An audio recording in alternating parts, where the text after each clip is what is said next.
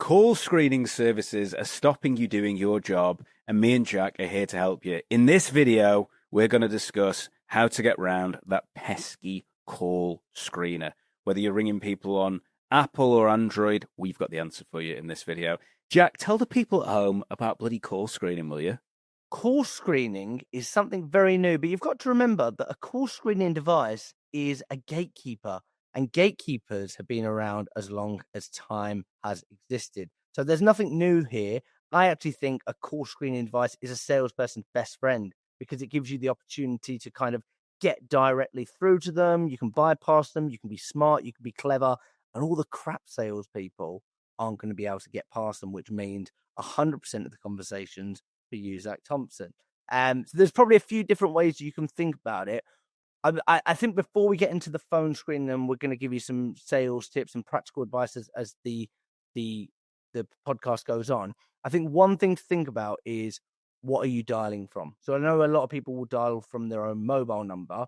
If you are dialing from a dialer, I would say first rule is try and have a mobile number. I know some people do it from a landline number. I'm more dubious. Even if I see an 0161 number, and that's 0161 money on the map, I'm more dubious to answer a landline number. I'm a bit like, whereas a mobile number feels like it could be client, it could be an opportunity, it could be something. Whereas when I see a landline number, me personally, I always think sales. So I try and have the number. And so many people don't even check whether it's coming up as spam or fraud or something like that. That's like your first step, because if it's coming up as spam, even if you use all the tools that we're going to talk about in the video, the first interception is, this is a spam call. So I think, like, start there, make sure it's tidy before you start dialing. Before we kind of give some actionable things that people can say, what do you think is the rule of thumb when trying to bypass screening devices, Zach? Screening devices and gatekeepers, less is more. So screening devices typically going to ask you, who are you? Where are you calling from? What's the purpose of the call? All that type of stuff. Less is more. So first name, you don't have to give full names, and purpose of the call could literally be, it's Jack, it's Zach calling. That's enough. That's enough for a screening device. You don't have to be giving War and Peace. But I've heard lots and lots of people saying it's Zach Thompson calling from ABC company, just looking to speak to you about your CRM. You're never going to get too much away. So less is more. No, don't spill the beans. Don't blow your load. How about you? I think the big thing is, like, you've got to remember that there's no tone. Everything is written down. So a lot of the time, the only time I use screening devices is if I'm in a call. Then I'm like, oh, I can see it. You know what I mean? I'm on a meeting. I shouldn't be looking at my phone, but I am, and I can see it coming through, so I can work out if it's something important or not. But I think there's, whether you're trying to get back or you're trying to get a call back. So that's one thing. People are using it when they're actually in meetings. They can see who's calling me. I think it's about leaving the curiosity gap open. So that curiosity where people might say, I want to scratch that itch. So if you say, Zach, it's Jack calling, my brain automatically goes, who is Zach or who is Jack? I can't remember which one I was you or me. But I'm trying to work out, who is it? Is it me? Is it you? Is it, do you know what I mean? And then I'm like, do I know a Jack? Is it Jack from the park? Is it Jack from the pub? Is it Jack from the train station? You're more likely to get a pickup, and that's when you can hit them with your pattern interrupts and your openers that we've been through on many other podcasts before. What other advice would you give to someone? Yeah. Other advice is, let's say you don't get through the first time. I mean, that's pretty typical of cold calling anyway, but let's say you don't get through the first time. Put them in a list for callbacks. So couldn't get past the screening, Google screening, whatever it is, that I couldn't get past. And when you ring back, Jack, it's Zach just giving you a call back. Like, call back? I spoke to this guy before. And then when you get through, I'm just calling you back. I tried to get hold of you last week. I'm through now. Good.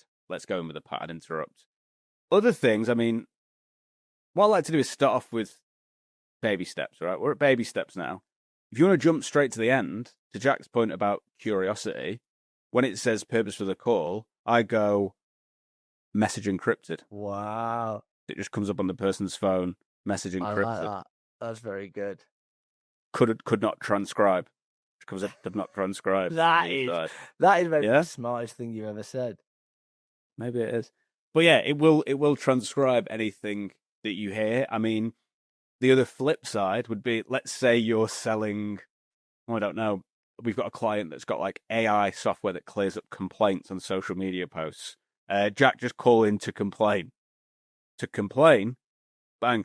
As I said to the screening service, we help with complaints. I think you can blame it. You can get away with so much because you can. If anyone pulls it back, as long as you know what you're going to say, you can blame the screening device. Because let's face it, technology isn't very smart.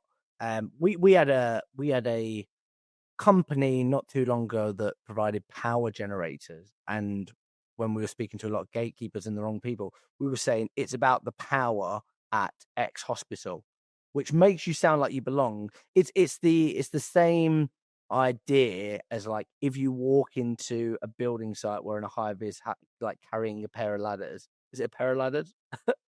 Pack of ladders.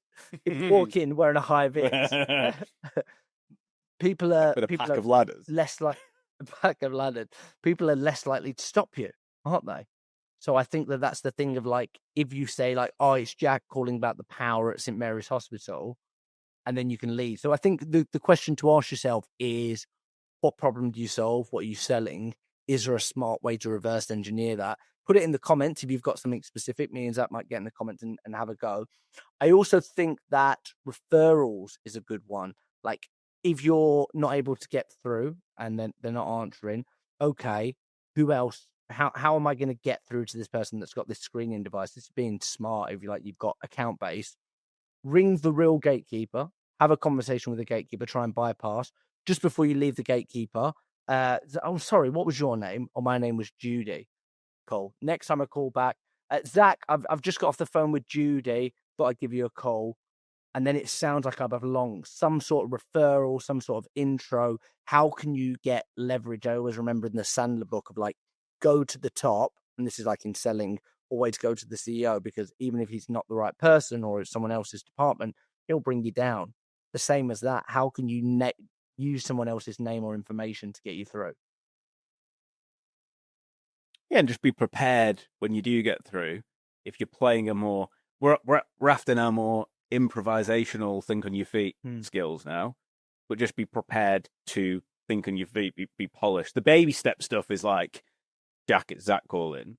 The more improv end is going to be like specific topic. Judy told me to give you a call, blah, blah, blah. Be prepared for that kind of conversation.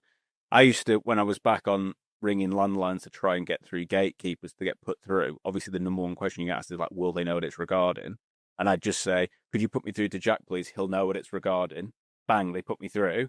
But when they answered on the other side, and people will call me a liar in the comments, I'd say, Jack, as I just told your receptionist there, you won't know what the call's regarding.